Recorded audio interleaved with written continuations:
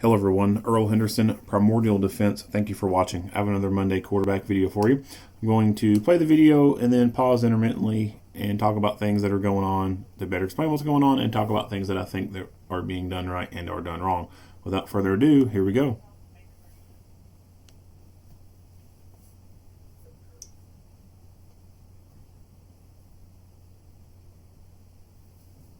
This following critical incident briefing is intended to provide you with information about a recent incident which resulted in a deputy-involved shooting.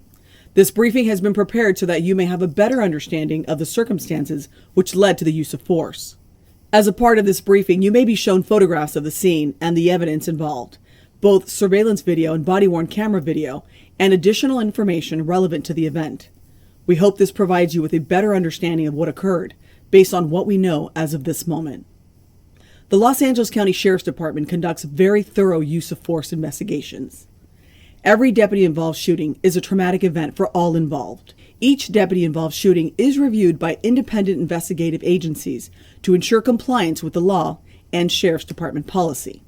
Even as the Los Angeles County Sheriff's Department conducts its own investigation, investigators and attorneys with the Los Angeles County District Attorney's Office conduct their own independent review when someone is struck by gunfire. These investigations typically require multiple witness interviews, review of video footage, and analysis of significant amounts of forensic evidence. We are in the very early stages of this investigation.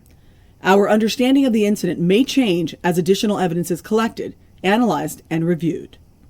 We do not draw conclusions about whether the involved department members acted consistent with the law, our policies, and our training until all the facts are known and the entire investigation is complete. A word of caution: the images and information you are about to see may be disturbing. When a law enforcement officer uses force to effect an arrest of a suspect or defend against an attack, it can be graphic and difficult to watch. Viewer discretion is advised. On Thursday, August 26, 2021, at approximately 4:10 p.m., Operation Safe Streets detectives were conducting surveillance of a location for 28-year-old Kevin Hernandez. Hernandez was wanted in connection with a recent murder in the East Los Angeles area. The team of plainclothes detectives observed Hernandez exit the location and enter the front passenger seat of a vehicle driven by a female Hispanic adult. Detectives followed the vehicle for a short distance, and uniformed deputies driving a marked patrol vehicle conducted a traffic stop on Soto Street, just north of Washington Boulevard. The vehicle yielded, and deputies gave commands for Hernandez to exit the vehicle with his hands in the air. Hernandez exited the vehicle with his hands in the air, but immediately ran eastbound through a parking lot and dirt field.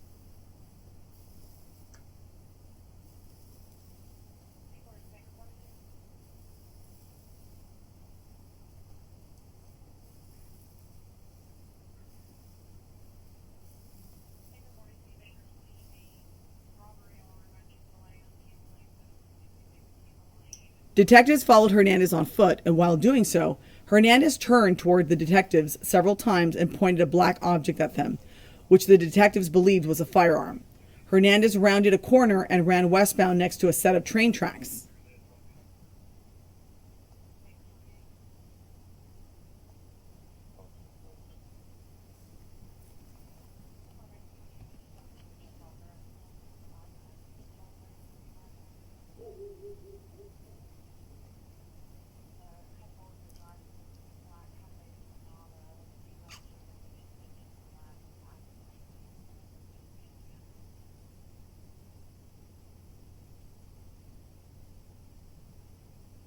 As one of the detectives chased Hernandez around the corner, Hernandez pointed what was believed to be a firearm at the detective, and a deputy-involved shooting occurred.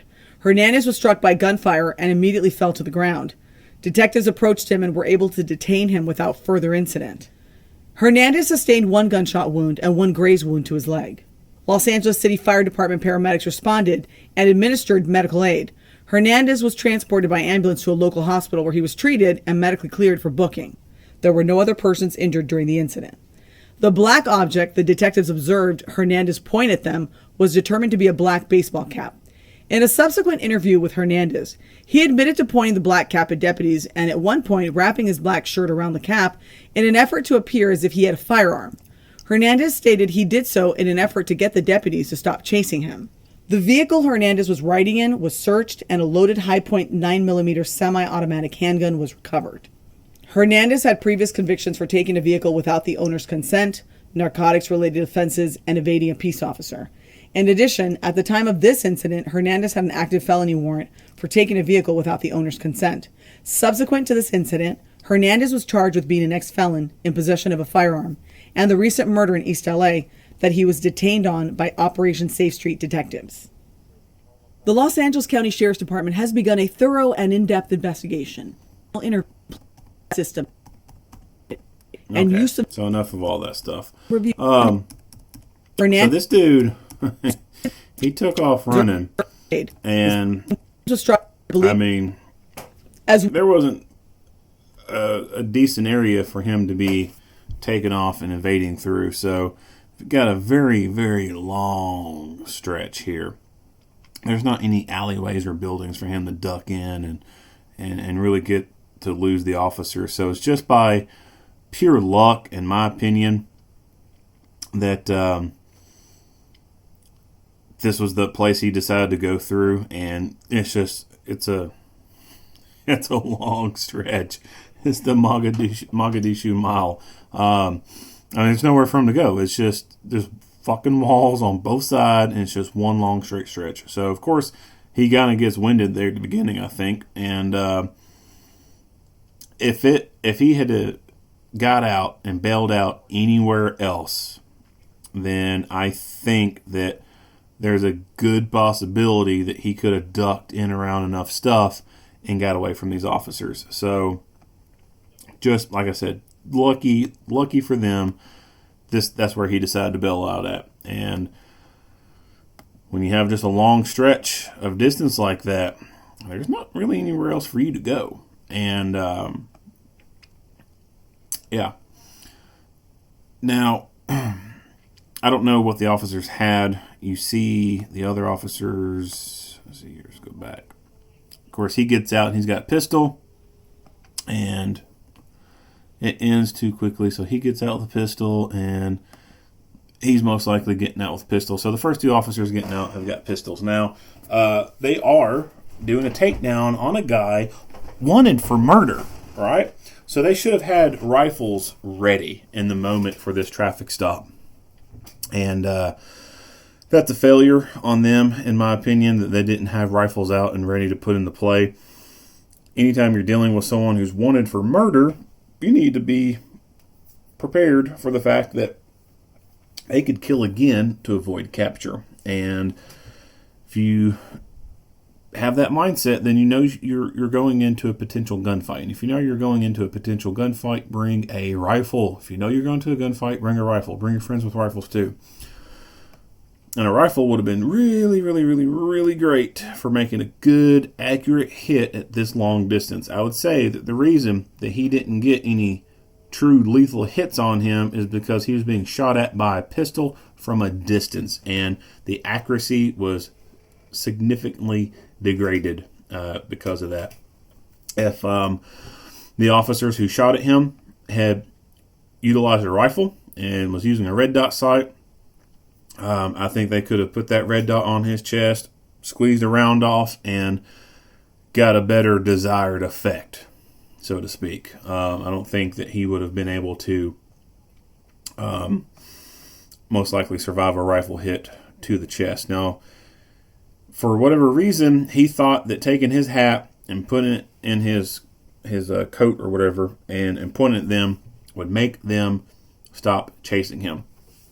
I can only imagine that this has maybe worked for him before, or he has heard friends brag about it. Like, yeah, bro, I didn't have a gun, but I acted like I did, and they stopped chasing me. And I can only imagine that that's probably happen, and it's true, in more of a, well, this is obviously an urban environment, but in a more residential urban environment where they're able to cut corners really quick and go through alleys, and officers are having to slow themselves down, power those corners, and not just come around those corners so blindly. And then when they, do come around the corner and they're kind of pointing something at them, they're going to duck back real quick and take cover, giving them the opportunity to beat feet faster and get further away and just disappear through the alleys and cutouts and stuff like that. So I'd say the tactic of pretending to have a gun has probably worked for a lot of people. May have even worked for him too.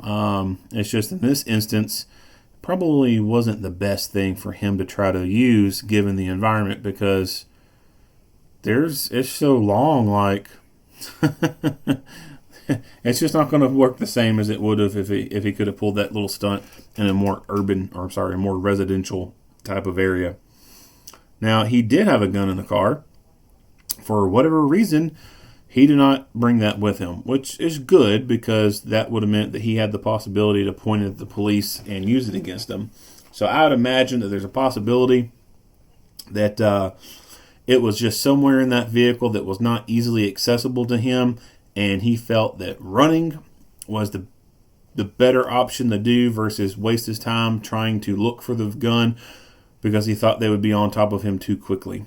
And he knows what he's wanted for. He's killed someone, and he knows he's going to go away for a long time. And running was probably the thing that he thought was going to save his hide.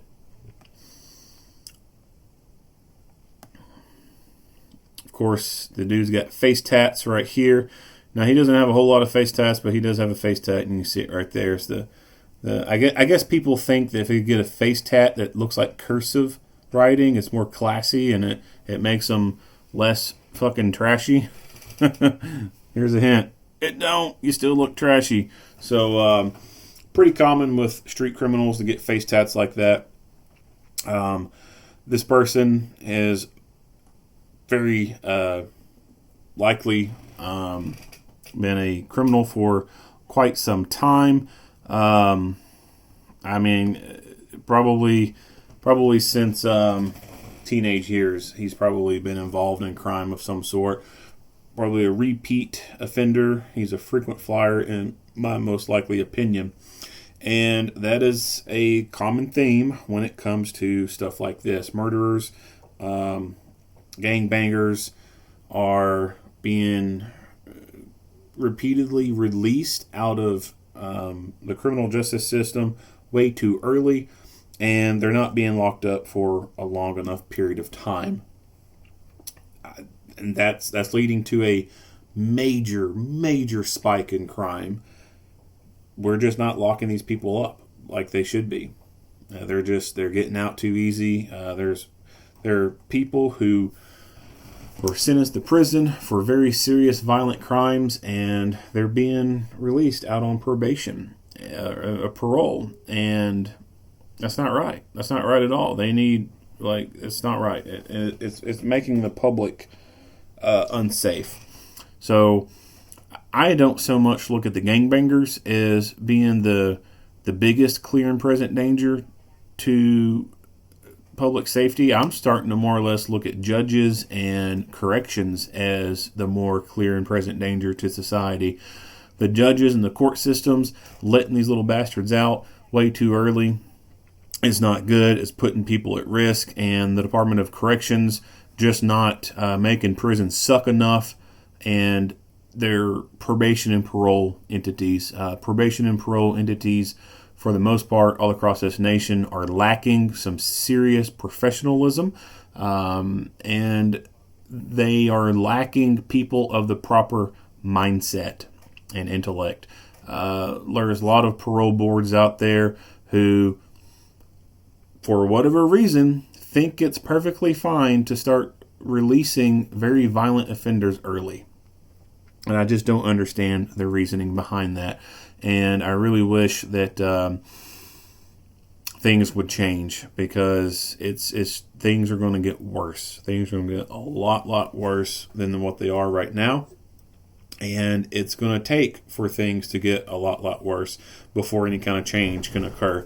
And people are going to eventually get tired of living in fear. They're going to get tired of the criminals always winning, the criminals always getting the slap on the wrist, and always getting out early, and good people dying. So I wish we could see a change at this point. Unfortunately, it just has not got to that point, but it's getting there. It's getting there.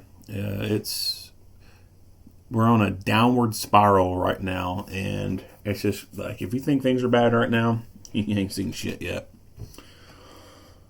Not much else to talk about with this video. If you like what you hear and see, go ahead and give me a like and a share. If you have not already, hit that subscribe button and stay tuned for more Monday quarterback videos. Earl Henderson, Primordial Defense. Thank you for watching.